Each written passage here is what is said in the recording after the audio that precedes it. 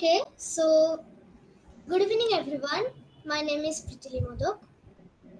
Today I'm going to start with Vedic chanting Mantra Pushpa.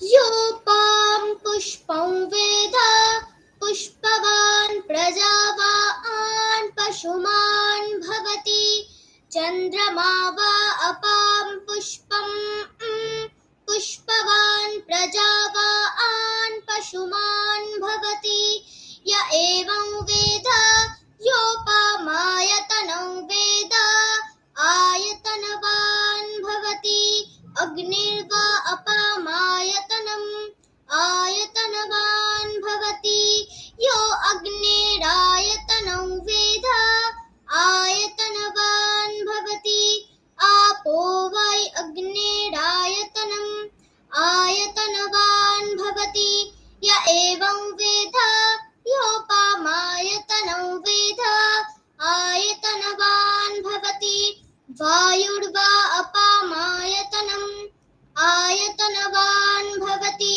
यो वायुरायतनो वेद आयतनवान् भवति आपो वै वायुरायतनम् आयतनवान् भवति य एवं वेद योपामायतनो वेद आयतनवान् भवति असौ वै तपन्नपामायतनम् आयतनवान् भवति यो मुष्यतपत आयतनो वेद आयतनवान् भवति आपो वा अमुष्यतपत आयतनम् आयतनवान् भवति य एवं वेद योपामायतनो वेद आयतनवान् भवति चन्द्रमा वा अपामायतनम् आयतनवान् भवति यश्चन्द्रमस आयतनो वेद आयतनवान् भवति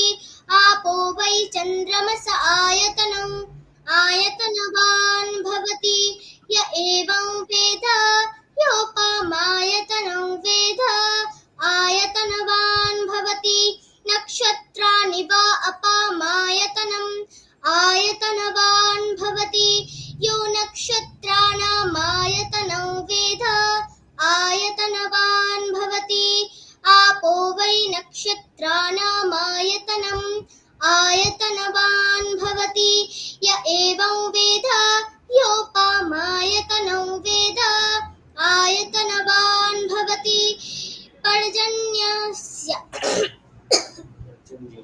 पर्जन्यो वा अपामायतनम् आयतनवान् भवति यः पर्जन्यस्यायतनं वेद आयतनवान् भवति आपो वै पर्जन्यस्यायतनम् आयतनवान् भवति य एवं वेद योपामायतनो वेद आयतनवान् भवति संवत्सरो वा अपामायतनम् आयतनवान् भवति यः संवत्सरस्यायतनो वेद आयतनवान् भवति आपो वै संवत्सरस्यायतनम् आयतनवान् भवति य एवं वेद यो ओप्सुनावं प्रतिष्ठितं वेद प्रत्येपतिष्ठति राजाधिराजाय प्रसह्यस्याहिने नमो वयं वै ईश्वरवनाय कुर्महे समे कामान् कामकामाय मह्यं कामेश्वरो वै ईश्वरवनो ददातु कुबेराय वै ईश्वरवनाय महाराजाय नमः ॐ शान्ति शान्ति शान्तिः नमस्कार।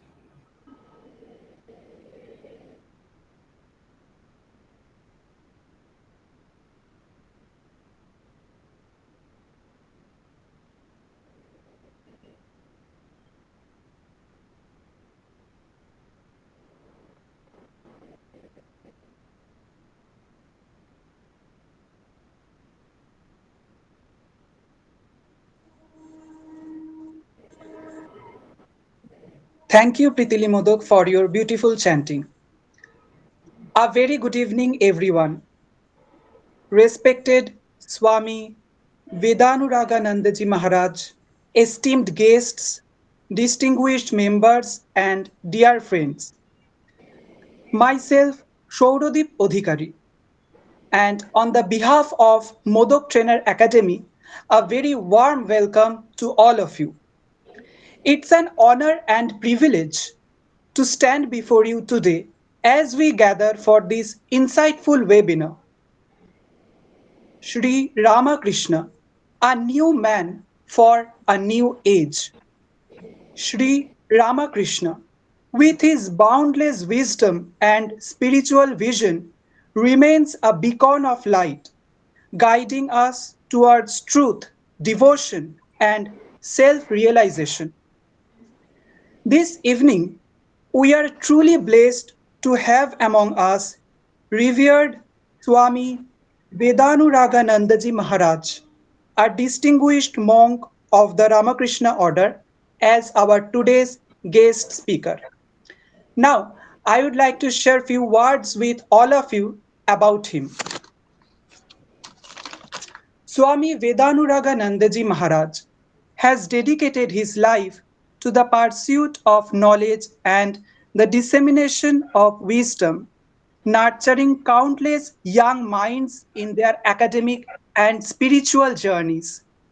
He has a vast teaching experience of about 13 years at the Ramakrishna Mission Vivekananda Centenary College, Rahara.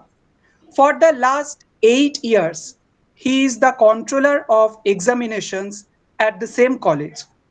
He is also the coordinator for the departments of zoology and computer science in the Ramakrishna Mission Vivekananda Centenary College, Rahora. Revered Swami, Revered Swami Vedanuraganandaji Maharaj's insight will undoubtedly enlighten us as we reflect on Sri Ramakrishna's legacy in today's world. I extend my heartfelt gratitude to all of you for your valuable presence today. Let us embrace the spirit of learning, reflection, and inspiration as we delve into the teachings of one of the greatest spiritual luminaries of all the time. Let us begin this wonderful session. Now, I cordially request to revered Swami Vedanuraganandaji Maharaj to start his valuable lecture. Thank you.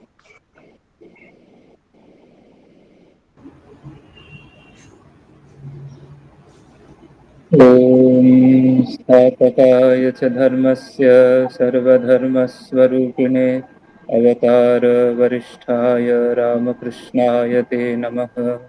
यथाग्निर्दाहिका शक्तिरामकृष्णे स्थिता हिया सर्वविद्यास्वरूपां तां शारदां प्रणमाम्यहम्। नमः श्रीयतिराजाय विवेकानन्दसूरये सच्चित्सुखस्वरूपाय स्वामिने तापहारिणे।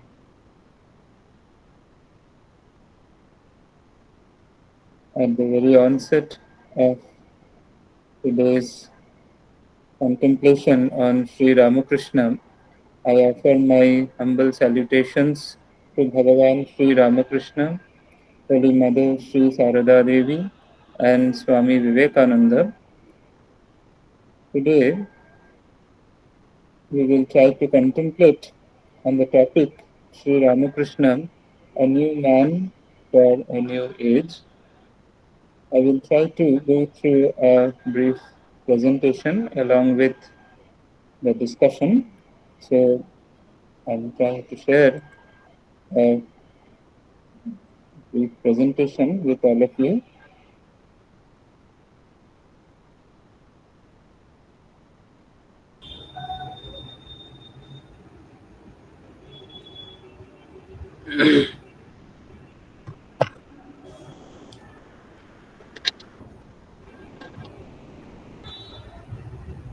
Maharaj, your voice is low. Oh, okay. Okay. I'm trying to. Um, is it audible? Is it better? Is it better Yes. now? Yeah, yeah.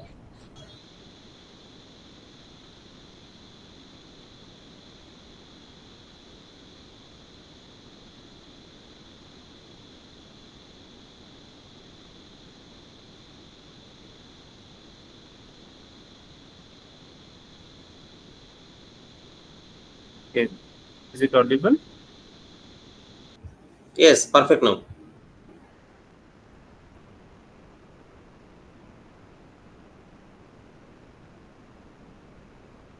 Is it audible now?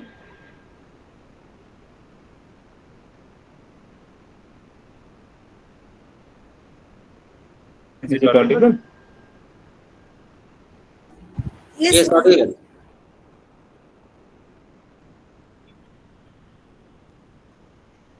Is it audible now? Yes, everything is perfect.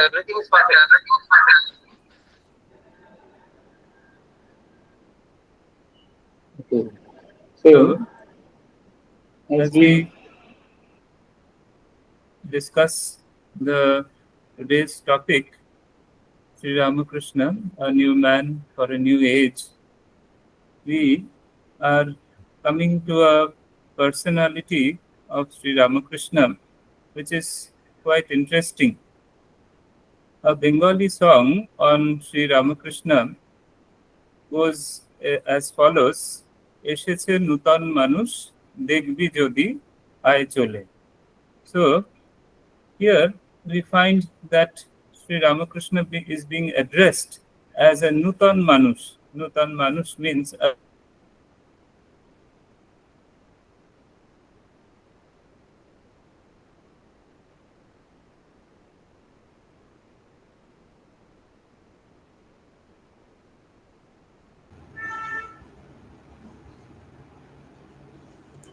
I think, is there any difficulty in seeing the presentation? Yeah, some difficulties.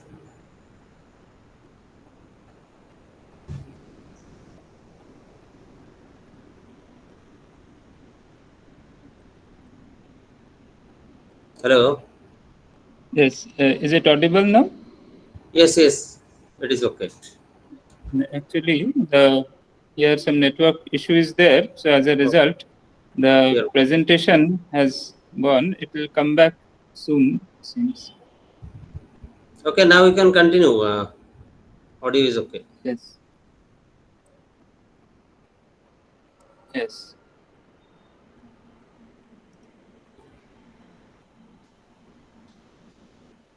So I think I need to share the screen once more. Screen share करो.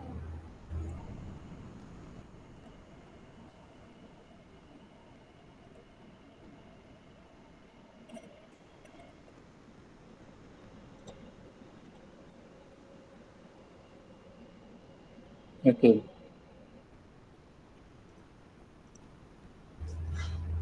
So we are proceeding with the discussion. Now coming to the specialities of Sri Ramakrishna. Let us discuss some of the major highlights. We know that Sri Ramakrishna was not born in an affluent circumstance. He was born in Kamalpukur, a very unknown village of Hubli district of West Bengal, back in 1836. The year of his birth is quite interesting that during that time, Lord Macaulay was planning to go deep into the Indian psyche and to bring out something which is quite uh, fatal for India. He was planning for an education system which was to destroy the national beliefs, which was to destroy whatever is good in India. He felt that religion, spirituality, these are the strength of India. And if these can be broken, the backbone of Indian psyche, the religious sentiments or the spiritual ideas, if these can be removed, then the whole of India can be brought under the British control, under the control of the Westerners. So But unfortunately, as he was passing an idea during that time, Sri Ramakrishna was born in that very year in 1836, just to remove this kind of a difficulty, which was to destroy the one sided Western admiration and to develop or cultivate a mutual learning process. So, Sri Ramakrishna's birth year is quite relevant, and Sri Ramakrishna's birthplace is also relevant because he was born into a family which was quite special, because we know that his father had to leave his paternal village just because he was trying to just because he was trying to remain stuck to truth, because he was not ready to give any live on part of the zamindar. So he was thrown out of the village along with his family members. And then Khudiram Chattopadhyay, Sri Ramakrishna's father, had to leave the Deregram village and they had to come to Kamarpukur. And somehow some friends and had helped Khudiram, and as a result, they started to settle down in Kamarpukur. So it is quite interesting that Kamarpukur is a place where they took shelter after being thrown off from their native village, Pidiram Chattopadhyay.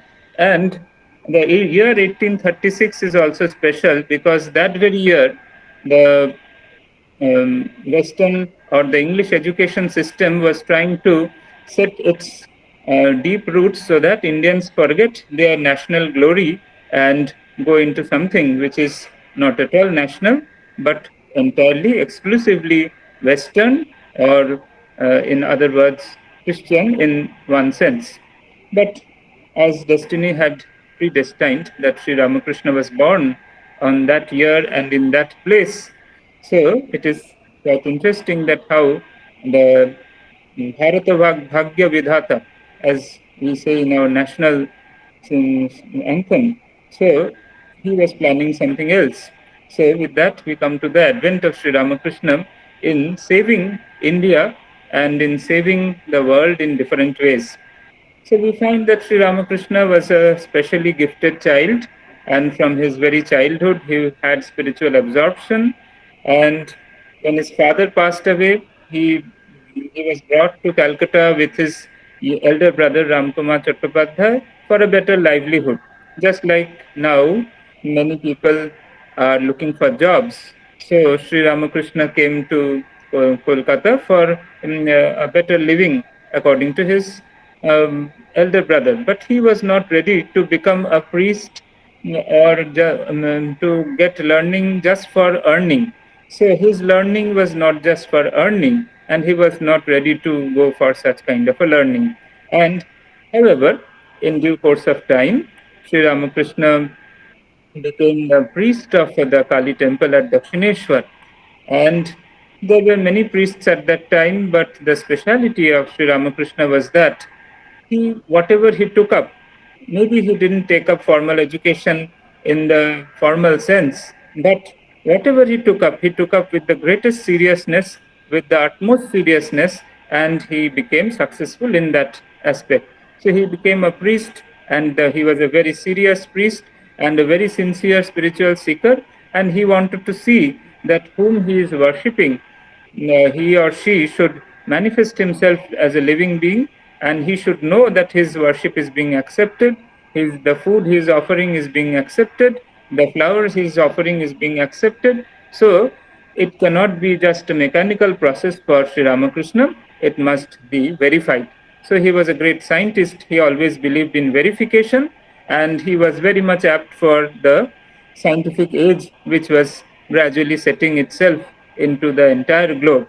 So he was very much rational, very much scientific, and he was in his approach in spiritual training, in a spiritual growth, and so he wanted to see Kali. He is worshipping Mother Kali, whom he is worshipping. He wanted to see, and in due course of time, he really had the living divine vision of Mother Kali, and not only Kali, but later on, he felt that he should discover the divinity in different dimensions, in different ways, in different paths, and gradually he traversed through various paths like the Shakta, Vaishnava, Vedanta traditions prevalent in the Indian traditions. And not only that, after that, he also felt that he should see how Islam and Christianity also lead to God realization. And he felt he went through all the rigorous processes of all the sadhanas in all the ways possible in a place very much near or very much in Kolkata, in the present Kolkata, that is in Dakshineshwar. So it was perhaps the first universal laboratory in the world where different religions were tested and verified, and and it was concluded that yes, different religions with different spiritual traditions, everything will reach to the same realization of the same divine spark or the divine essence or the divine consciousness, which is beyond birth and death, which is beyond sorrow and misery and disease. So it was a discovery. It was a discovery on behalf of the entire world. Sri Ramakrishna did this kind of an experiment, this kind of a very unique experiment, which was never done by anyone before him, and maybe not even after him, because the huge amount of rigorous process which every sadhana involves, a common person will take all his life to reach at least to the end of any one path. And what to speak of so many paths which Sri Ramakrishna himself had gone through. So, what Sri Ramakrishna did is that he hailed from a village. He came to Kolkata, and gradually he captured the very capital of India, the then capital of India, which is Kolkata, and gradually he instilled the faith, national faith, that whatever is Indian, whatever is spiritual in Indian culture is very much true. It can be verified, it can be realized, and nothing is false, as the Westerners had claimed, as the Christian missionaries had claimed, that everything that is in India is just a mass of superstitions and it is of no use. So, Sri Ramakrishna instilled the national faith, and gradually he became an object of amazement, because he started gathering people around him, because there was no one who could give an affirmative answer to Narendra's question that yes, I have seen God. There was no one who could say with such veracity, with such confidence. And Sri Ramakrishna was an emblem of self-confidence, national confidence, that yes, for thousands of years, Indians have strived for spirituality. And yes, it is true, spirituality is a very much verifiable path. It gives you peace, it gives you utmost peace, it gives you utmost joy, and it takes you beyond all sorrows. And yes, it is there for the world to test. So Sri Ramakrishna used to say that just as a lotus blooms and the honeybees gather near it, in that way, then many honeybees started flocking around the full bloom lotus, which was Sri Ramakrishna. And gradually, young and old, people from different strata, from different walks of life, started flocking around Sri Ramakrishna. Now, coming to his influence, we find that starting from all the intellectual genius, all the Bengal intellectuals who were there in Calcutta, and so it was said that what Bengal thinks today, India thinks tomorrow. During that time, and yes, the best genius of the nation were all in India, were all in Bengal, especially in Calcutta. So we find that starting from Keshav Chandra Sen, Vijay Krishna Goswami, Ishwar Chandra Vidyasagar, Bankim Chandra Chattopadhyay, everyone had interacted with Sri Ramakrishna, and everyone found something interesting in him. And some became real admirers and real devotees of him. And uh, so this was something special, that during that time the Brahmo movement, or the later on the communistic movements, or later on the scientific Western science, was trying to attack Indian spirituality, Indian way of worshipping God through idols, and the veracity of Indian spirituality. So Sri Ramakrishna stood as a verifiable truth in that time, and many people came to him. Many were believers in uh, formless God like Keshav Chandra Sen. Many were hardcore Indian spiritualists. Many were so-called agnostics like Vidyasagar who believed in only in service in that way. Some were literateurs, some were musicians, some were sadhakas of different sects, but everyone found Sri Ramakrishna interesting. Everyone found something very interesting in Sri Ramakrishna. So, in this way, gradually Sri Ramakrishna started to have a very, very strong impact on the Western educated, Western minded, and Anglicized Bengali intellectuals who were not ready to accept anything Indian totally. Some were accepting fractions, some were totally rejecting it, some were somehow half hearted in their practices, though being believers. So, Sri Ramakrishna was attracting all these three sections of people, the agnostics, the believers in formless ones, or the half-hearted practitioners of traditional Indian spirituality. So in this way, Sri Ramakrishna started to become a very interesting figure in the then Kolkata, and gradually he started having his impact on different sectors. Say, for example, Swami Vivekananda was of the opinion that Sri Ramakrishna came for the uplift of women and masses. So, Sri Ramakrishna had a very respectful and reverential attitude towards women. He regarded every woman as the divine mother, as the mother of the universe, and even those who were rejected by the society. So we know that his great impact on the Bengal theatre, on Girish Chandra Ghosh, and on Nati Binodini, who were not that much accepted in society as such. They were simply outcast for their lifestyle, for their upbringing, and though they were very talented, but Sri Ramakrishna had a very all-embracing nature, and he accepted everyone as forms of the God and the Divine Mother, and he had great respect and grace on all of them. We know that a large number of women who were totally rejected by the society was greatly blessed by Sri Ramakrishna. And we know that Sri Ramakrishna could become the mentor and the source of idea and inspiration for a world mover like Swami Vivekananda. Swami Vivekananda would always say that whatever he has said was his master's words, was the words of Sri Ramakrishna.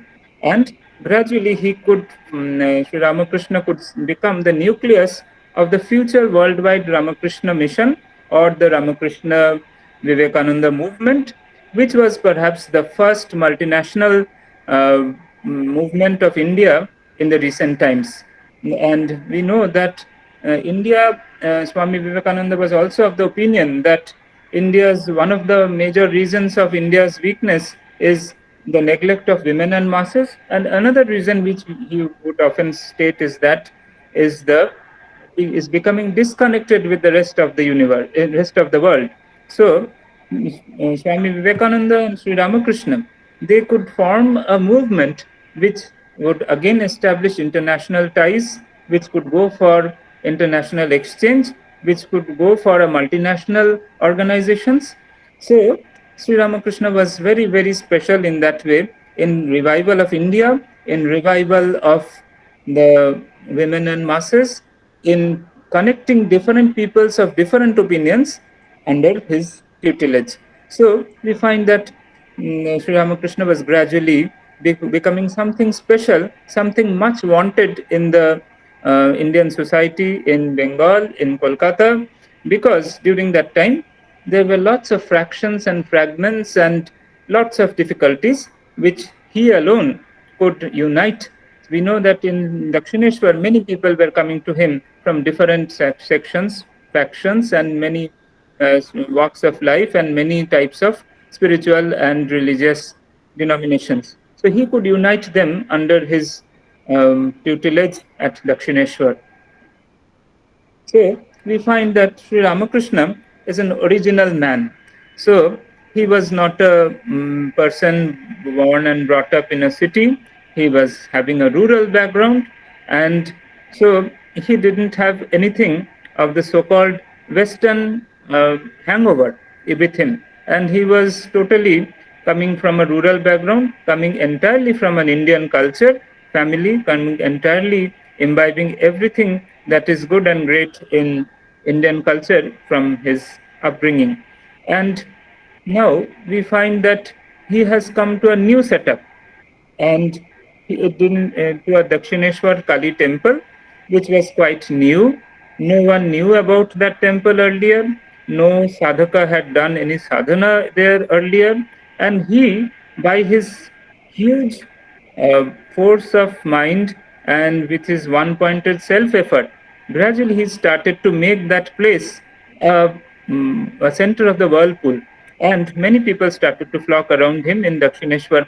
So, what is Sri Ramakrishna special? He is actually teaching us that from whatever background you come, it is your sincerity, it is your hard work, it is your perseverance that can make you a world mover.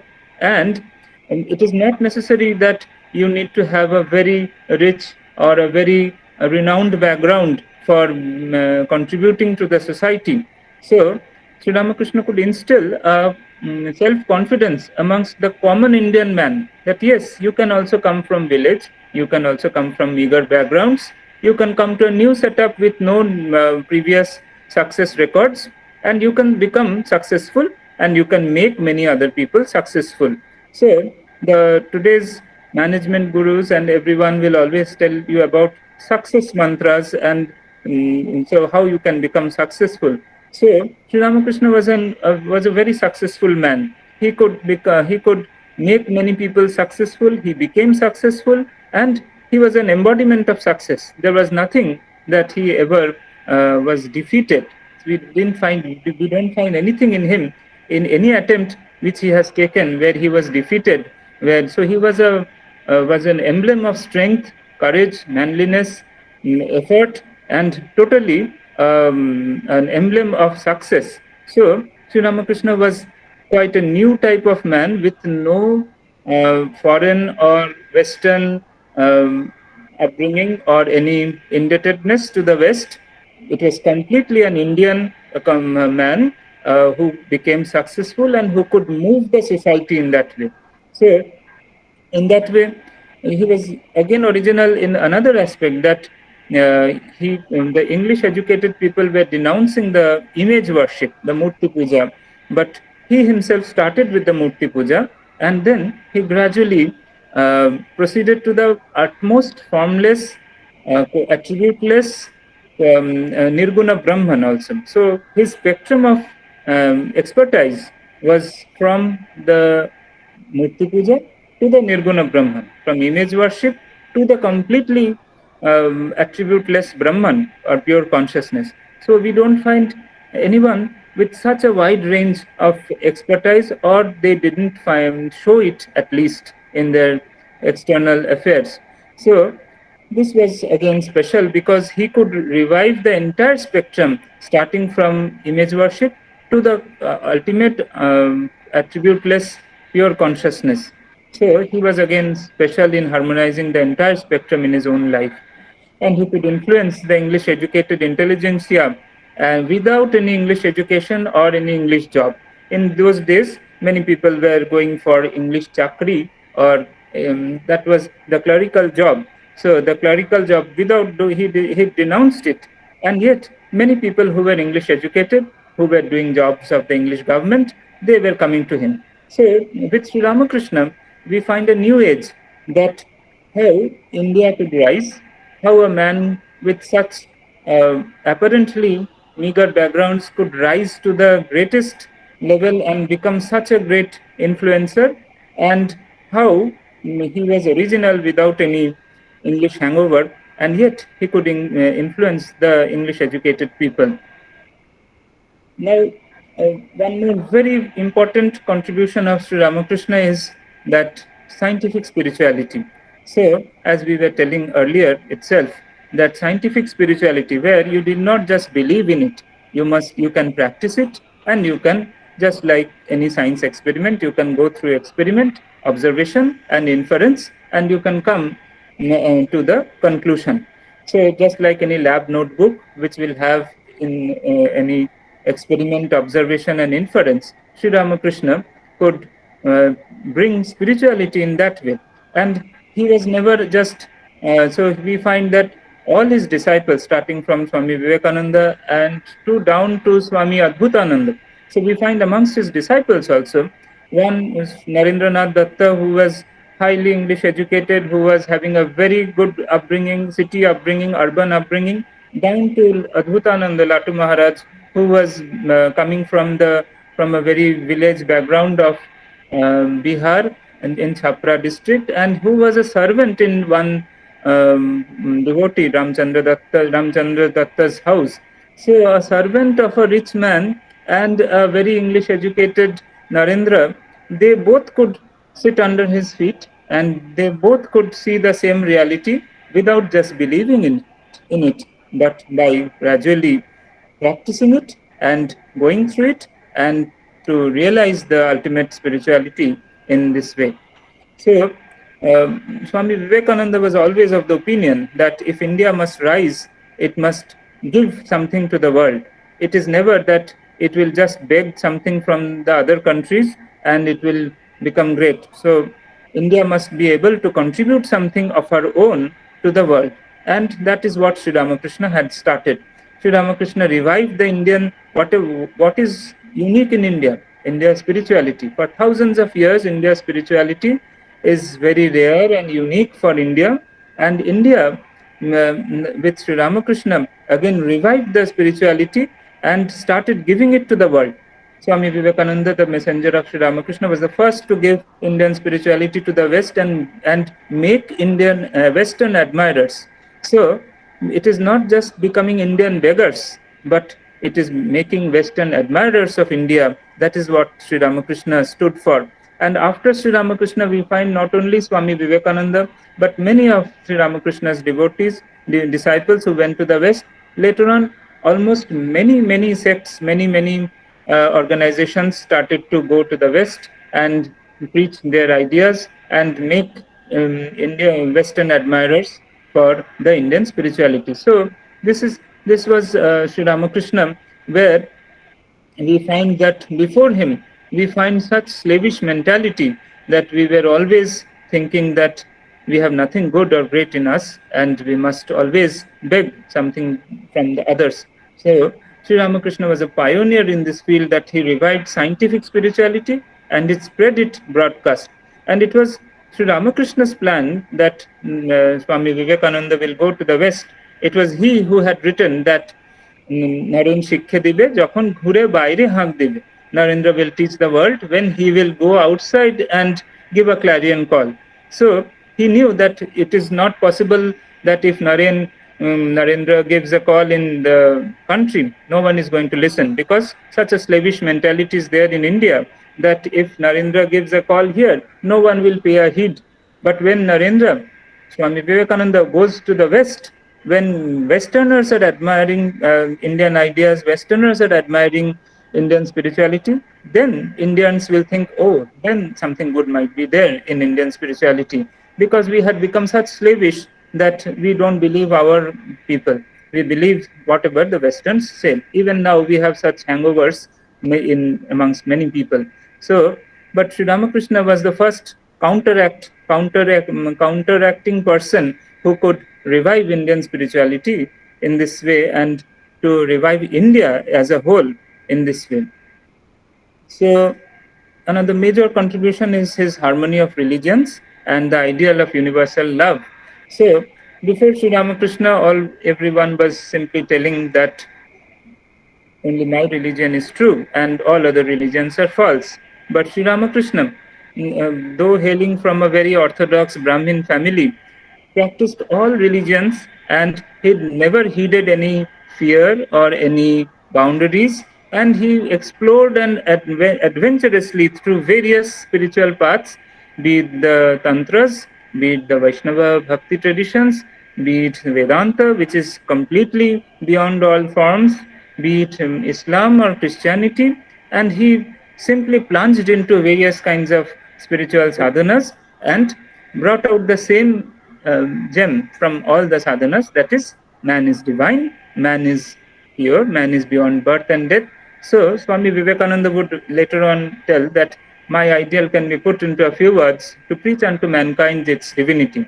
So, it is not any ism, but man's divinity that is being preached through all religions in one way or the other. So, that generalized background was discovered by Sri Ramakrishna, and it was propagated by Swami Vivekananda that the main idea beyond all religious sadhanas is that man must become divine. Man must not just become a devotee and remain a sinner. So, man must know that he is beyond birth and death, beyond any fear, beyond any sorrow or disease. He is beyond the body, beyond the mind, beyond the intellect, and he is ever free, ever pure, and his consciousness himself is not matter.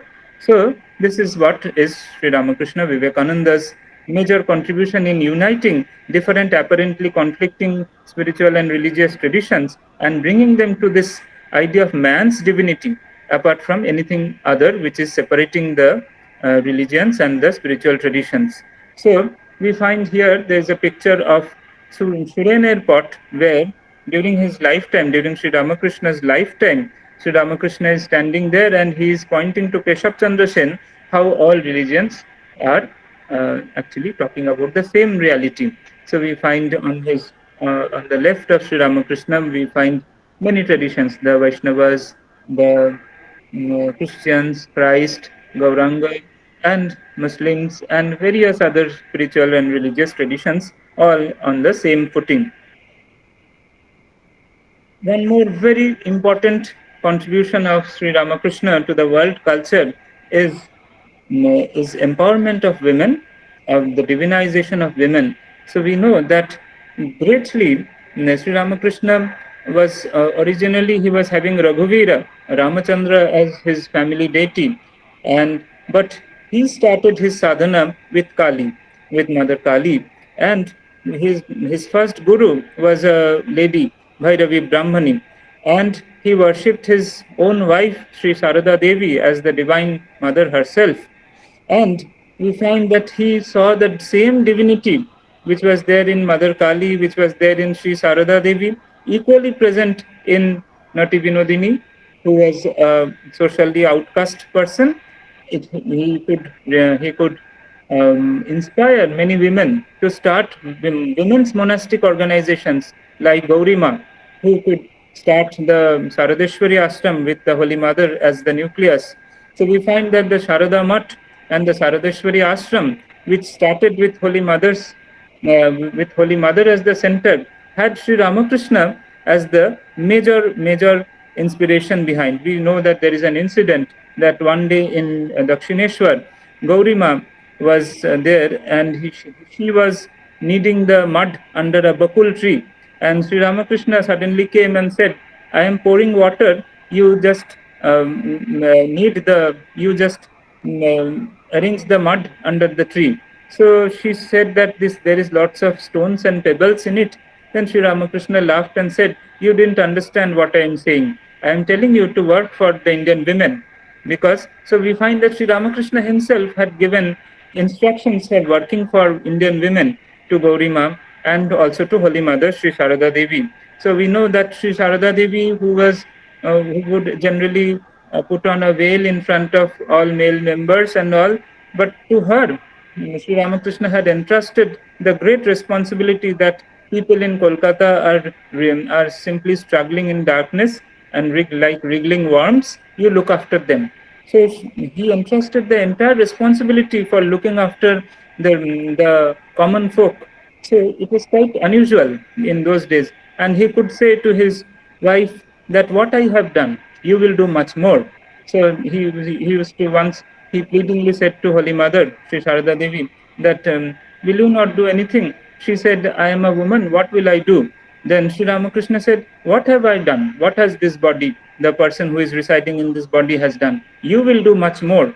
So this is something very, very special because women leaders in those days was not very common. And Sri Ramakrishna was making women leaders like Gaurima, Holy Mother Sri Sharada Devi, and many others. We will find that many, Lakhi Didi, they all became very spiritual ministers in later ages. Dolakma, Joginma, and many others who could guide people, who could mold people, who could transform people, and who could become leaders of organizations in that way. So Sri Ramakrishna's journey from Kali to Sarada Devi, his journey from Noti Binodini to Gaurima, his journey from Bhairavi Brahmani to all kinds of women all around the world is really interesting and really a new age, because before that we have seen Western women who were becoming leaders and movers, but Indian women uh, becoming such, retaining their Indianness, retaining their Indian values and spirituality, becoming such a powerful people who could shake the world, who could become ideals for the world. So we know that the photographs of Sri Sharada Devi, which we find, the first photograph was taken by the Western devotees of Swami Vivekananda because they wanted to worship Mother's picture. So we find that retaining her Indianness, Holy Mother could become the idol for the Western people. So this is something special where without losing the Indian values, Indian way, Indian spirituality, Indian women could rise and become leaders and could shake the world and could become could occupy the throne of many spiritual aspirants all around the world. Then we find the emancipation of masses. So we find that Sri Ramakrishna, from his very childhood, we find that he was always having a very feeling heart, and we find that he felt that Dhoni Kamarni was the only person, a low caste woman, who could give him the bhiksha during his Upanayanam. And he had great love for Latu. He had great love for Girish Chandra Ghosh, a drunkard bohemian. He had great love for a drunkard Kalipada Ghosh. He had blessings for Manmatha, hooligan. He had great grace for a sewer man, Mathur, Roshik Mathur. So these are very interesting how he was raising people. So Swami Vivekananda used to say that, do you think that there is only one Vivekananda? If there is a grace of Sri Ramakrishna from a little piece of dust, he can raise thousands of Vivekanandas. So we know that once Swami Vivekananda was accused that he was not born in a Brahmin family, so he was not entitled to sannyasa and all these higher pursuits. So he said, see, I have sat at the feet of such a Brahmana who, at the dead of the night, went to the Sivar's house, that is in the Roshik Mathur's house, and cleaned his toilet with his long hairs which has grown, so that no ego of higher birth takes place in him. So Shiva Jnana Jiva Seva, which Sri Ramakrishna gave to the world, that to look upon man as God and to serve man as God. So this was again a new ideal which was never there. So we never find, we have Seva, we have Shiva Jnana, we have seen that many people have realized God earlier. We have seen many people who have served the humanity, but combining both of them together, that was Sri Ramakrishna's special contribution, how Shiva Jnana and Jiva Seva can be combined together. So he used to tell that Khali Pete Dharma Hoy na, religion is not for the empty stomach. So he was such a spiritually exalted person, but he could come down to the level of a hungry stomach, and he could feel that the sadhana begins from the hungry stomach and it must go to the fulfilled brain. So we know that just like so Swami Vivekananda would say that the stomach is just like a kurma avatar of Vishnu, and when it is worshipped properly, only then anything else will begin. So Sri Ramakrishna, we know that when he was going to Deoghar, when he was going to Ranaghat, he came across many poor people who didn't have anything to eat, who didn't have anything to wear, and he asked Mathur Babu to provide food and clothing to all of them. So this was again something new in Sri Ramakrishna's life, where spirituality could be combined with social service. What was lacking was that on one hand, Indians had great spirituality, but it didn't have any practical applications. So Sri Ramakrishna gave the practical Vedanta to the world, and he could bring down the greatest lofty spiritual ideals to the level of to the level of service, to the level of fulfilling worldly needs, to the level of fulfilling material needs. So pravritti and nivritti, material prosperity and spiritual illumination, both could take place together. The one who was serving was gaining spiritually, and one who was served was gaining materially as well as spiritually. Since we did not have this kind of a service ideal, many Christian missionaries and many others were taking advantage of it, and they were serving the poor people and gradually converting many people, and that was gradually losing the national identity, and many people were simply becoming much less aligned to Indian ways of life, and they were becoming Western and Christian minded and much more aligned to something which was not Indian in that way. Then Sri Ramakrishna was a great youth motivator. We know that most of his devotees who had come to Sri Ramakrishna were young people, starting from Narendra, Rakhal, Baburam, and many people. So he could mold their character, he could mold their lives, and turn them into great householders, great monks, great world movers. So truth, purity, harmony of four yogas, these made a great solution for the youth who were hungry for it. And we know that during that time, Derozio and others were trying to mold the youth in a very different way, very much different from the Indian values, and disregarding anything and everything which was there in India. So, with a band of young people, Sri Ramakrishna could start a multinational organization, a movement which is trying to cater to world peace, world harmony, and service to mankind in both material and spiritual dimensions. So these are all. So Sri Ramakrishna had great faith only on the young people, because he knew that the young people, their mind has not got scattered into lust and fame, and as a result,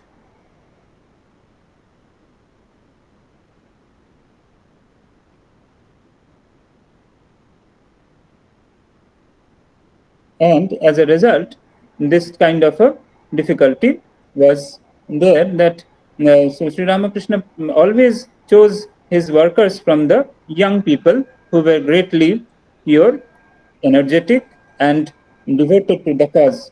So we find this as one more very important contributions of Sri Ramakrishna. Now, when we speak of Sri Ramakrishna, we are naturally interconnected with Sri Ramakrishna's Holy Mother, Sri Sarada Devi, and Swami Vivekananda.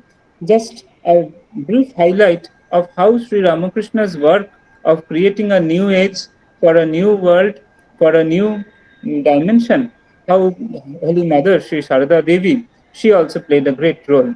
So we find that Sri Sarada Devi, based on the ideal of universal motherhood, could love and unite people of all caste, creed, and religion, be it Sharat, Amjad, Nivedita, all were brought under one platform by her motherly love. So, the motherly love, which was a passive or a very homely thing, could now become a very, very strong, aggressive force which could unite the entire world. So that was Sri Sharada Devi. So, and she also said that she owed it to Sri Ramakrishna, and said that Sri Ramakrishna had this kind of a motherly love towards all beings, and he has left her to manifest that motherly love for all.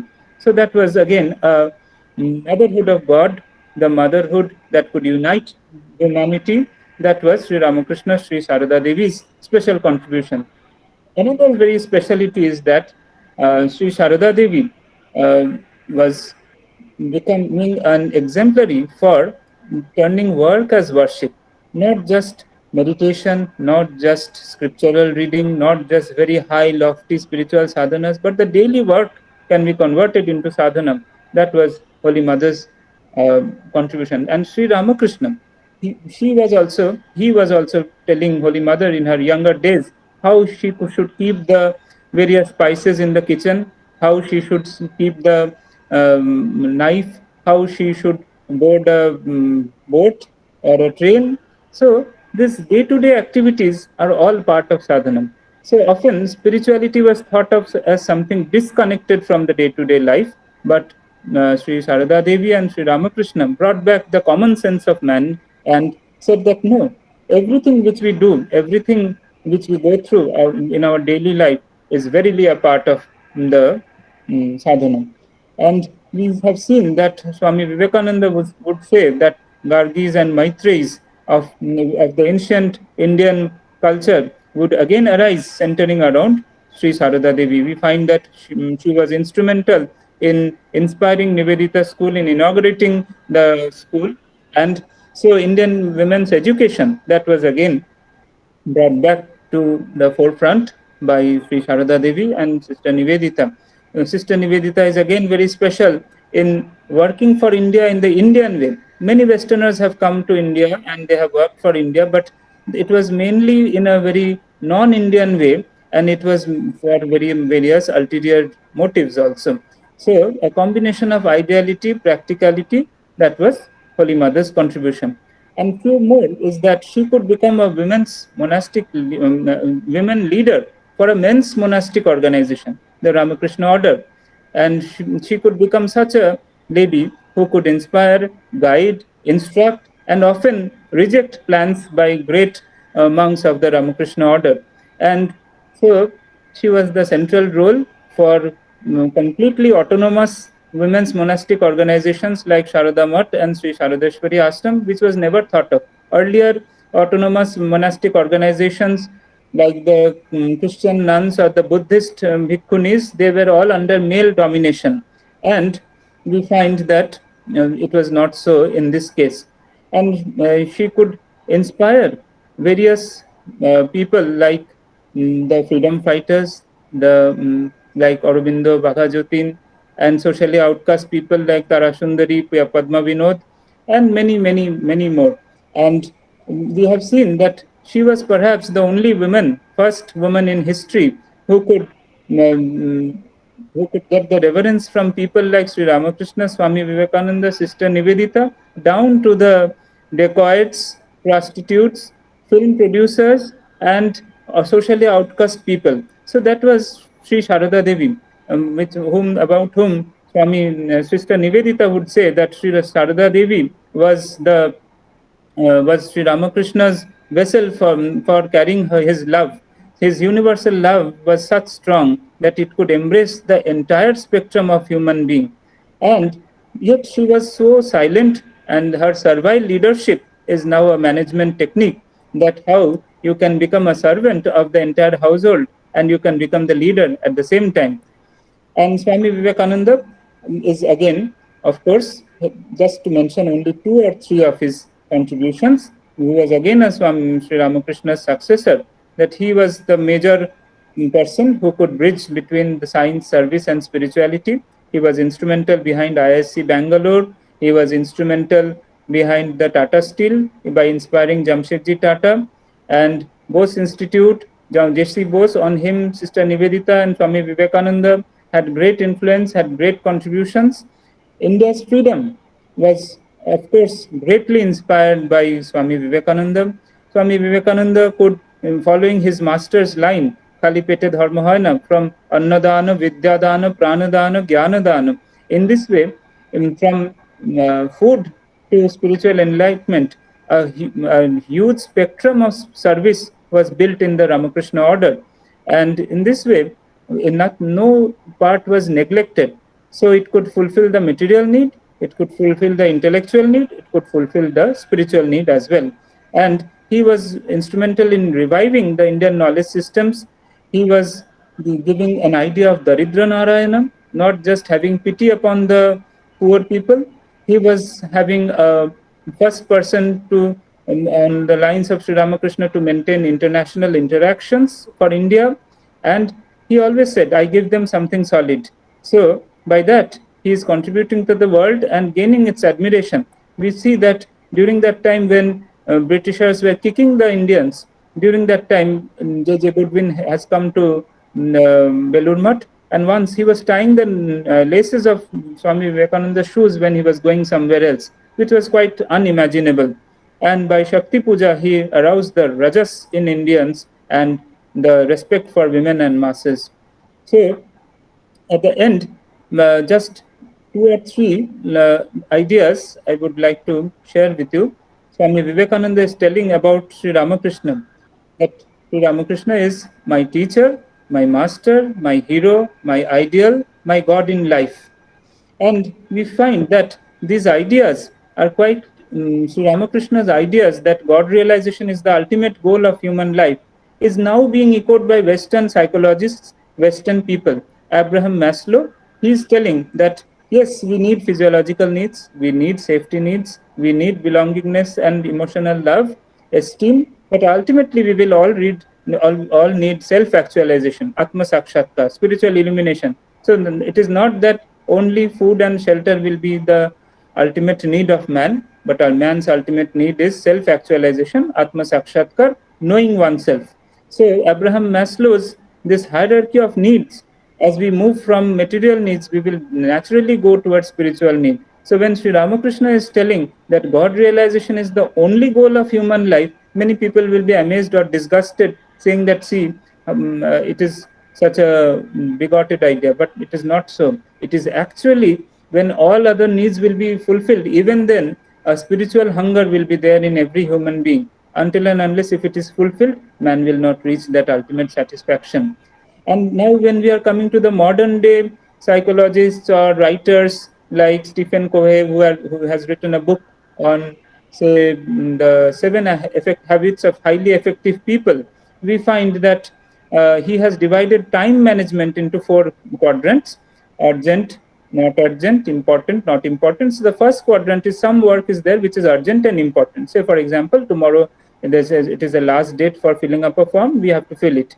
Some work is urgent but not important. Say, for example, you have to close the windows when it is raining. Some work is neither urgent nor important, like just simply wasting time gossiping. But the second quadrant, not urgent but important.